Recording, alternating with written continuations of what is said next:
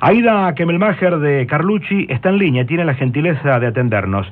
La saluda Jesús Emiliano, hoy es siempre todavía por Radio 2 de Rosario. ¿Cómo le va? Gracias por atendernos.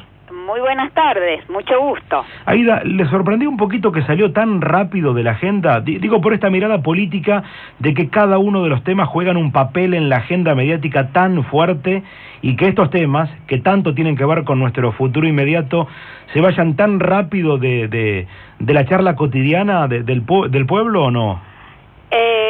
Mira, a mí me gustaría hablar con usted sobre el contenido del código, porque yo no manejo los tiempos políticos, o sea, ni por supuesto los tiempos de los medios de prensa.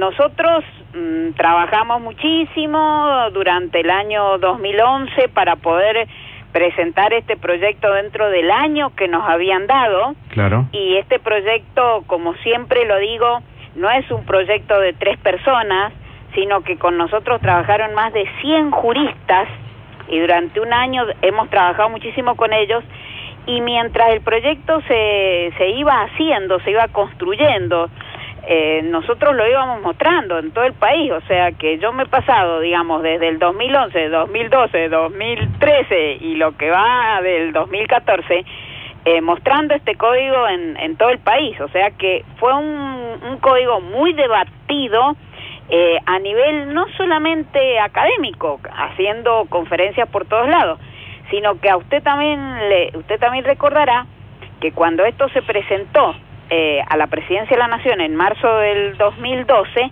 esto ya estaba en todos los medios, ¿no es cierto? O sea, hasta los taxistas sabían que iba a haber un divorcio, que no necesitaba expresarle al juez la causa por la que se quería divorciar. O sea que independientemente de si el Parlamento lo trató más rápido o menos rápido, es un código que está en la opinión de la gente desde hace mucho tiempo. Sí, y a propósito, para llegarle profundamente a la gente, ¿cuáles son las 3 principales innovaciones del nuevo código? Para aquellos que en este momento están escuchando, para aquellos que se interesan del tema pero rápidamente se les va, ¿cuáles son los puntos que marcaría? Claro, es difícil decir 3, ¿no es cierto? Donde hay más de 2.600 artículos, pero si nosotros tuviésemos que comparar, ¿sí?, el código actual, después de todas las reformas que ha tenido, porque nuestro código entró en vigencia en el año 1871, imagínese usted, cuando no había ni electricidad, ¿sí? Pero desde entonces han habido reformas muy importantes. Nosotros no podríamos haber hecho este código si en el medio no hubiese pasado todo lo que pasó en la Argentina, desde la ley del divorcio llevada adelante por el presidente Alfonsín, la ley de la patria potestad compartida también durante la presidencia de Alfonsín, la ley de matrimonio igualitario durante esta presidencia. O sea, han pasado muchas cosas en el ámbito del derecho, de los derechos personales, digamos, y por eso hoy podemos presentar un código todavía más moderno, pero porque han habido todos estos cambios previos. Claro. Muy bien. Entonces, si yo tuviese que decirle, esto es un fenómeno que podríamos llamar de recodificación. ¿Qué quiere decir eso?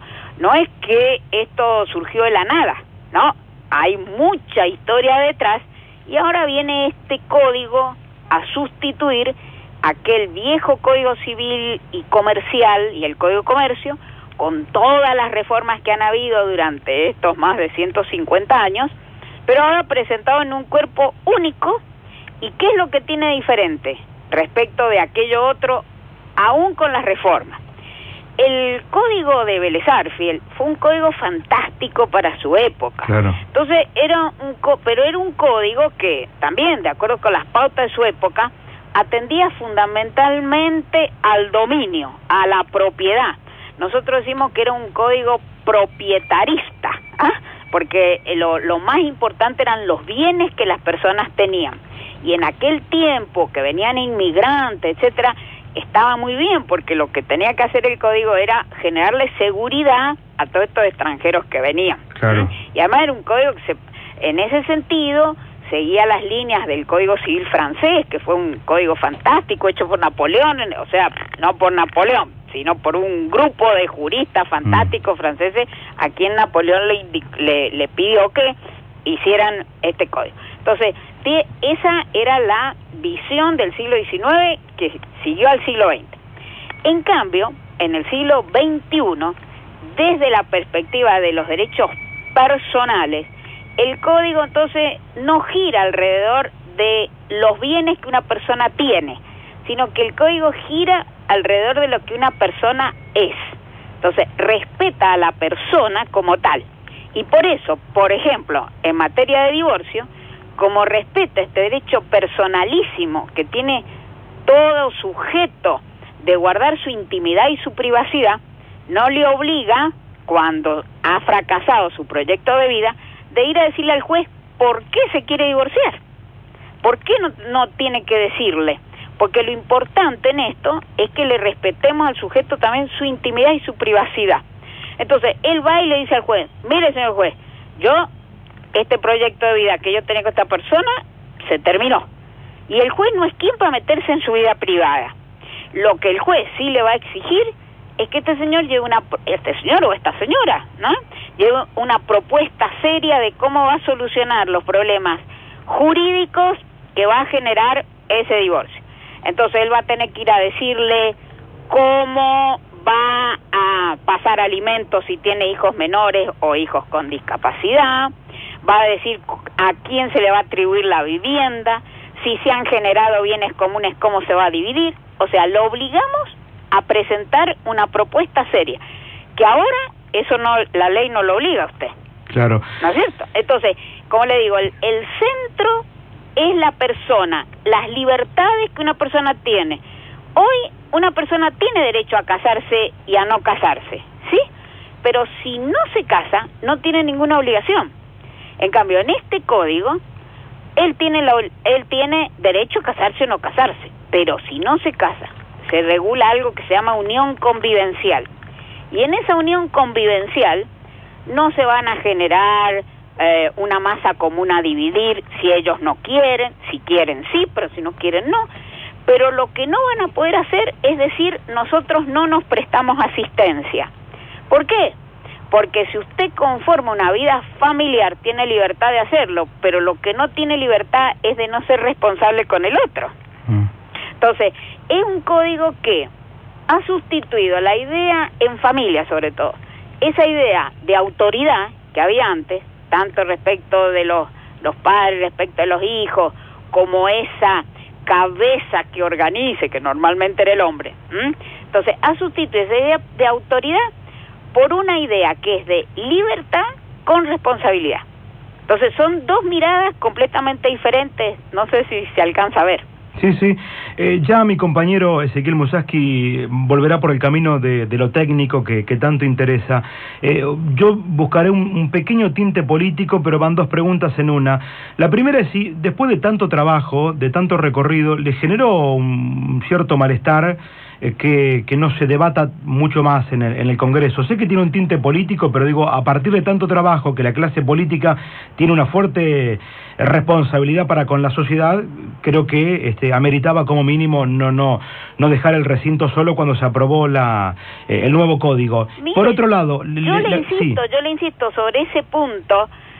Yo no puedo decirlo porque yo no soy política. No, pero le pregunto como la ciudadana, ¿no? Bueno, mire, como ciudadana yo lo que le puedo decir es que mi responsabilidad como ciudadana ha sido durante 3 años, como le dije, mostrar este código en todos los lugares a ver y por haber. Y esa ha sido mi responsabilidad ciudadana y cada uno se tiene que hacer responsable de lo que hace. Clarísimo. ¿Teme que prospere la objeción judicial de la oposición o no? Mire, yo lo que le digo es que las instituciones están, las instituciones funcionarán, mejor, peores, pero funcionan. Nosotros hicimos lo que teníamos que hacer, nos dieron un año, en un año lo presentamos, después de ese año corregimos muchos errores que tenía el proyecto, seguiremos corrigiendo en este año hasta enero del 2016, si nos mandan decir, bueno, en este artículo faltó una coma, dejó de faltar, hay que corregir, ¿verdad? Se seguirá corrigiendo para que esto sea lo más perfecto posible. Y nosotros seguiremos trabajando en lo nuestro, y que cada uno trabaje en lo suyo. Yo siempre he pensado, mire, que si en la sociedad cada uno hiciese lo que debe de la mejor manera posible, andaríamos mucho mejor. Tiene la gentileza de atendernos la jurista mendocina Aida Kemelmacher de Carlusi, coautora del nuevo Código Civil y Comercial de la Nación. Le pregunta a mi compañero Ezequiel Musaski. ¿Cómo no? Doctora, hablaba de la simplificación y de las exigencias del nuevo trámite del divorcio en el nuevo Código Civil y Comercial de la Nación. Otra de las figuras jurídicas o de los regímenes jurídicos que se simplifican es el de adopción. ¿Nos puede contar cómo va a funcionar el nuevo trámite de adopción en el nuevo Código? ¿Cómo no? Mire, el punto central en materia de adopción es la obligatoriedad que tiene el Poder Judicial y el Poder Administrador a través de los organismos de protección de la niñez de dialogar en forma permanente. ¿Qué hicimos nosotros con la adopción? Nosotros intentamos ver qué es lo que pasa en la realidad, por qué se demoran los trámites de adopción. Toda la gente se queja de que se demoran los trámites de adopción, ¿no es cierto? Es de la queja mayor. Sí, sí. Entonces, nosotros llegamos al convencimiento de que muchas adopciones se demoran porque entre los organismos de protección que dependen del Poder Ejecutivo y el Poder Judicial hay una suerte de, si usted quiere, diálogo de sordos, porque yo no le digo que no dialoguen, pero es que dialogan mal.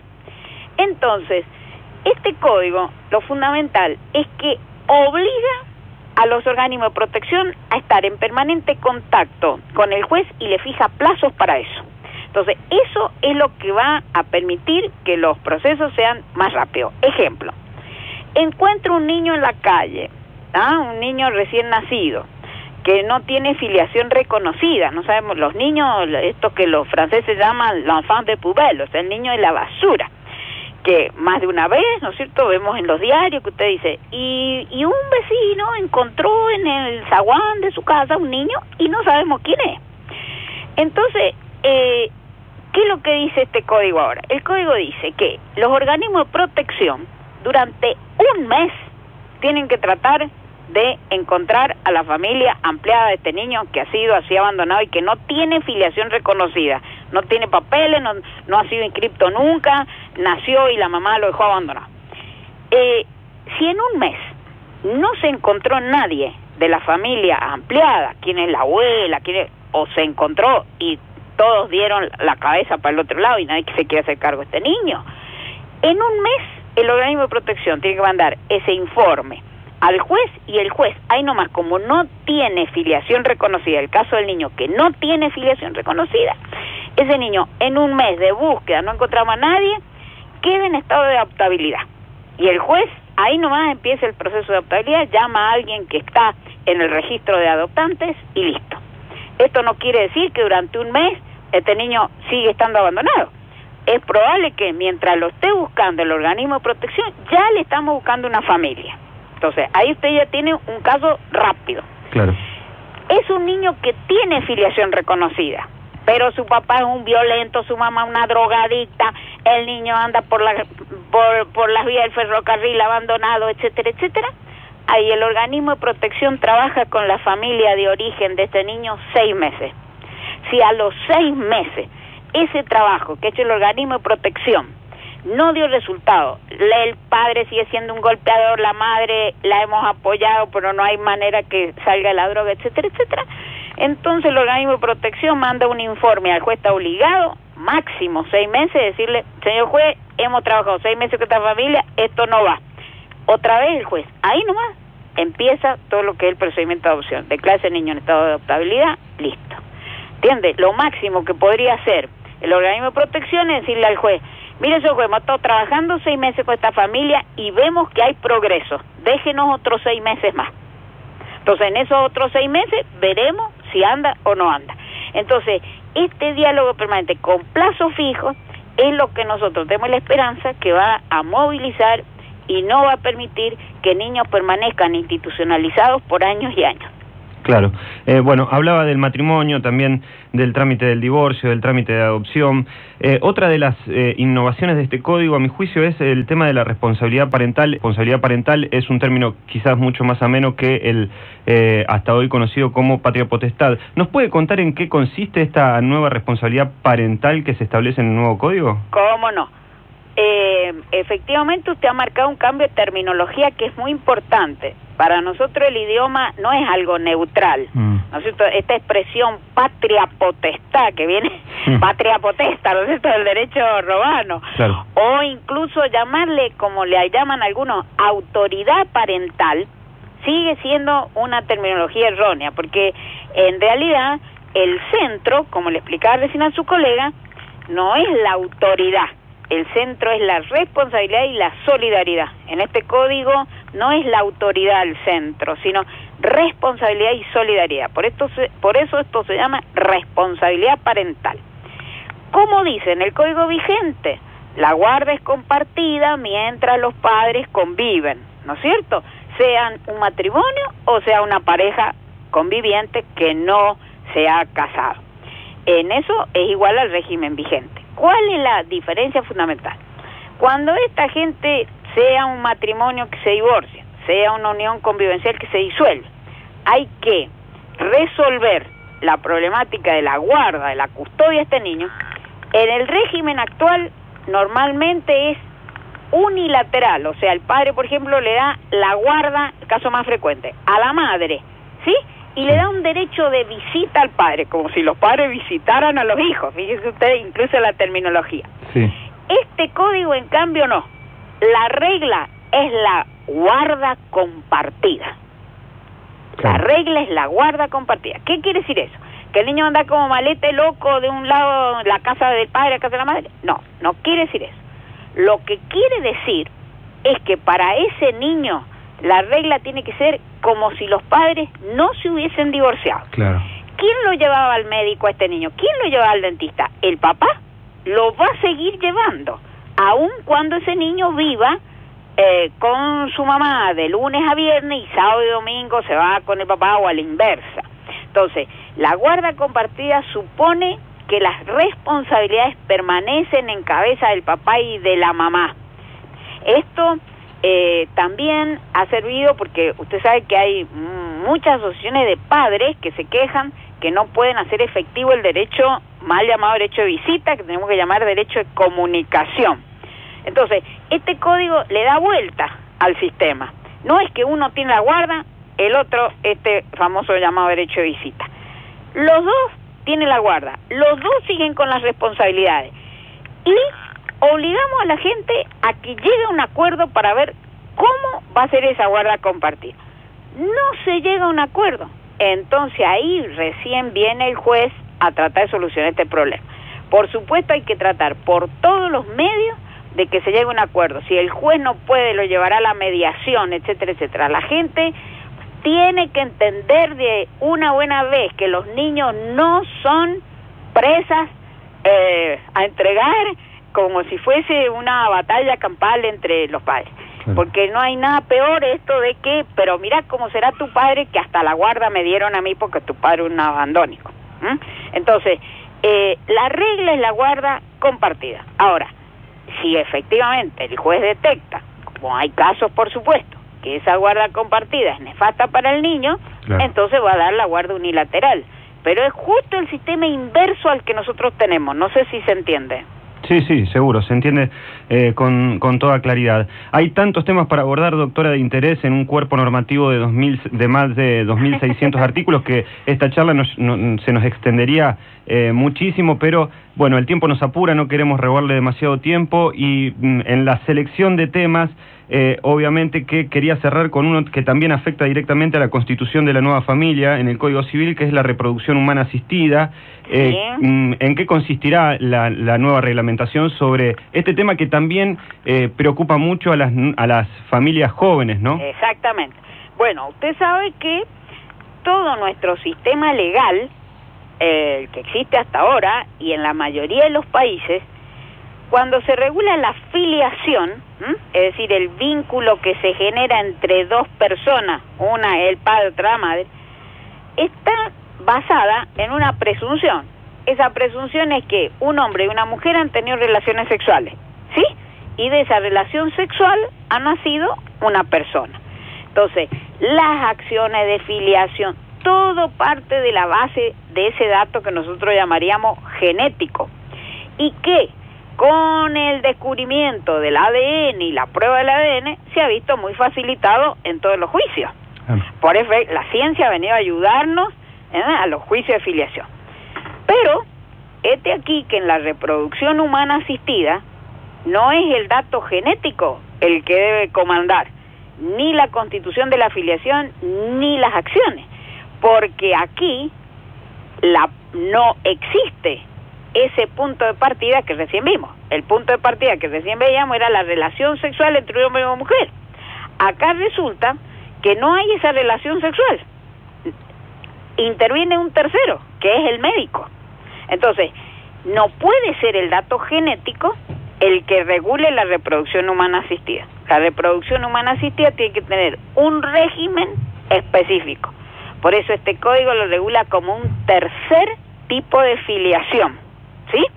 Entonces, ese tercer tipo de filiación es así porque yo puedo estar usando material genético de esta pareja o puedo incorporar material genético de un tercero. Aun cuando sea de la misma pareja, el proceso en la reproducción humana asistida no es lo mismo que en una relación sexual, que usted ha tenido una relación sexual y de esa relación sexual puede que un óvulo fecunde, anide y anida y empieza el embarazo. Acá usted empieza todo un proceso. En ese proceso tiene que prestar un consentimiento libre, informado, le tienen que decir qué es lo que va a pasar con esto, aunque sea material genético de la misma pareja, ¿sí? ¿Por qué? Porque puede ser que esa pareja empiece este procedimiento, se forman los embriones, etcétera, pero que en el medio se separan, se divorcian, no quieren seguir adelante, ¿sí? Entonces, en la reproducción humana asistida no es el dato genético el que marca la filiación, o sea, este concepto jurídico de un vínculo jurídico que hay entre un sujeto y otro, uno que es el hijo y otro el padre o la madre, sino que es esto que se llama voluntad procreacional. La voluntad procreacional. Yo quise ser el padre de este chico, aunque el gen que esté utilizando sea de un tercer donante. Claro. Quiero ser la madre de este niño, aunque el óvulo que esté usando sea de una tercera que viene acá porque yo no ovulo y puedo gestar pero no puedo ovular, ¿sí? Entonces, las acciones, todo esto es totalmente diferente, porque como digo, no puedo partir de que hubo una relación sexual porque esa relación sexual no existe. Entonces, este código da seguridad jurídica a los que van a la reproducción humana asistida. Desde el vamos sabemos quién es el padre y quién es la madre. Lamentablemente, nosotros habíamos regulado la gestación por sustitución, pero esa gestación por sustitución, bueno, no les gustó cómo estaba regulada, se eliminó. Y entonces, ¿qué es la gestación por sustitución? Cuando esa señora puede ovular, pero no puede llevar adelante la gestación del niño. Entonces hay una tercera, la prima, la amiga, que lleva adelante esa gestación. O es una pareja, un matrimonio o una pareja de dos personas gay, que obviamente necesitan de una mujer que lleve adelante la gestación. Claro. Entonces nosotros habíamos regulado eso, pero lo eliminaron, entendieron que no, que la verdad es una figura muy discutida esta, ¿no es cierto? De eso yo reconozco que es muy discutido. Entonces, pero como no está prohibido tampoco, ese es el único punto que no está resuelto. Entonces, ¿cómo se va a resolver? Y se va a resolver como se resuelve hoy, a través de los jueces. ¿Ah? Le vamos a llevar el tema al juez cuando el niño ya nació. ¿Está claro? Está clarísimo. Estimada Aida Kemelmacher de Carlusi, gracias por la deferencia, por su tiempo y por ser tan clara. Muy amable, muy gentil. Bueno, gracias a ustedes. Hasta luego. La jurista mendocina es, junto con los ministros de la Corte Suprema, Ricardo Lorenzetti y Elena Hayton de Nolasco, coautora del nuevo Código Civil y Comercial de la Nación, de las notas más buscadas periodísticamente en estos tiempos. Cuando uno escapa de la vorágine del título fácil, rápido, de los temas que son importantes pero que se imponen día a día, esta era una de las notas más buscadas, y fundamentalmente cuando estuvo tan en el tapete y cuando escapó un segundito de los coloridos que generan las portadas y las luminarias, este seguía siendo el tema. Por lo tanto, valoramos profundamente su tiempo y el trabajo periodístico y en producción de Ezequiel Musaski y de Belén Álvarez. A la vuelta vamos a continuar con títulos y vamos a profundizar. De hecho, seguramente pondremos algún audio de lo que dejó la extensa nota con Aida Kemelmacher de Carlucci a partir de lo que genera el nuevo Código Civil y Comercial de la Nación.